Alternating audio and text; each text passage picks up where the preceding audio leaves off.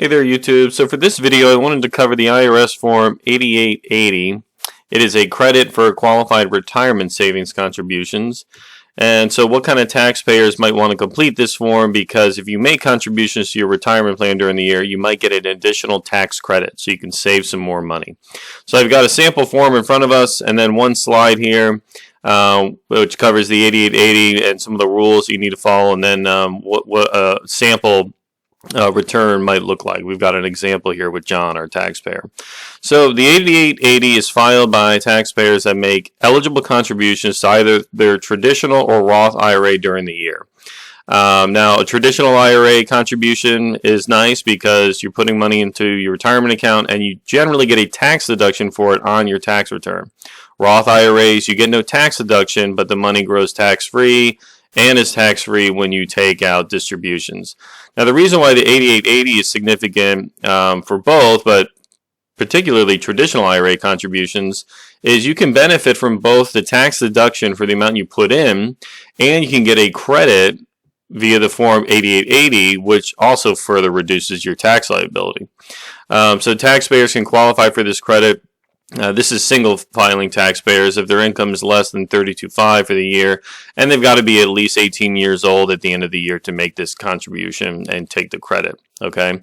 Now, the nice thing about the 8880 is they have a table on the form itself that helps you compute how much of a credit you can take based on the amount you put in to the retirement plan.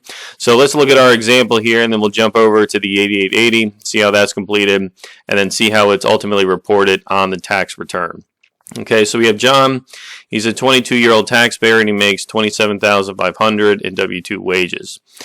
He's not covered by a retirement plan at work, so he decides to set up his own retirement plan with a traditional IRA, and he puts $1,500 into the IRA during the 2020 tax year.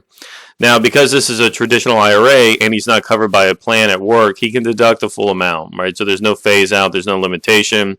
So he can take a $1,500 deduction, which is an adjustment to his income on his 1040 tax return. So he reports that deduction on Schedule 1 of the Form 1040. And then, like I said above, in addition to this deduction of $1,500, he might also be eligible for a retirement contribution tax credit via the Form 8880. Now, based on John's income and filing status, he's going to be able to claim $150. So let's look at the form really quickly, and then we'll jump back to this slide so you can see what I'm talking about. So here's the 8880. We have it for John Q. Taxpayer. Column A here, we have the amount of contributions he made to his traditional and Roth IRAs. Okay, so he put $1,500 in. And then down here, we have the amount of his adjusted gross income for the year, right? That's $26,000. So if you like, we can scroll up to the page 1 of his 1040 so we can see how we arrived at that number.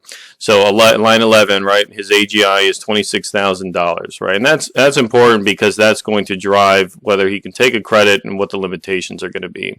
So we've got the $26,000 figure in there, that's his AGI.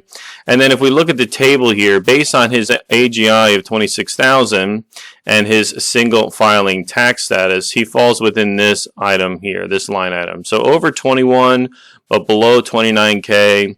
So his computation is 0.1. So it's 10% of the amount of contribution he made to the retirement plan during the year. So we have $1,500 times 10% is a $150 credit. Okay. The 1438 number is the total tax liability that he has before computing this credit.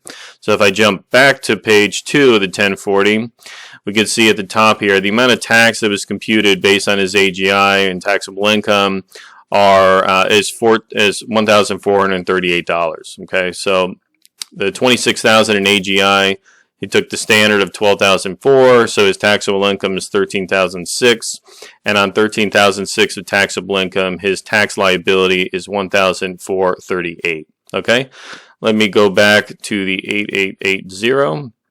So we have the $150 credit, the 1438. This is a limitation in place. Effectively, you can't take the credit unless you have tax. That's what they're doing here. So they're making sure that he actually has some tax liability to offset this credit. If you had a zero tax liability, there's no retirement credit, or it is limited based on the amount of taxes that you would have owed. Okay, so we've got the $150 credit.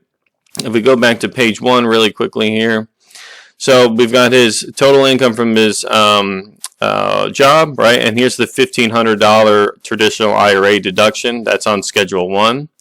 Right, so if we go to Schedule 1, additional income and adjustments to income, we can see here on line 19, he's got that IRA deduction of $1,500. That's his traditional IRA. And then, Schedule 3, line 4 is where we get the tax credit. So retirement savings contribution credit, it's a non-refundable credit. That's the $150 flowing from the 8880. And then that number ultimately flows through to page 2 of the Form 1040 on line 20, right? So amounts from Schedule 3, line 7. There's his $150 credit. So we can see here his $1,438 in taxes is reduced by the $150 credit, and this is his total tax liability. So he owes $1,288. In this example, he had $500 of federal tax withheld, so he's going to owe an additional $788. Okay, so if I go back to the slide really quickly here, just to summarize and recap here again, so he's got the $150 credit. It's the contribution times the applicable percentage, right? So when we looked at that table, based on his filing status and where his income was, he was able to take a 10% credit of the amount put in there. Okay, so that covers it for this 8880 form. I hope that was helpful. If you have any other questions, please leave me a comment below. Try to answer as many of those as I can. And I look forward to seeing you again on the next video. Thank you.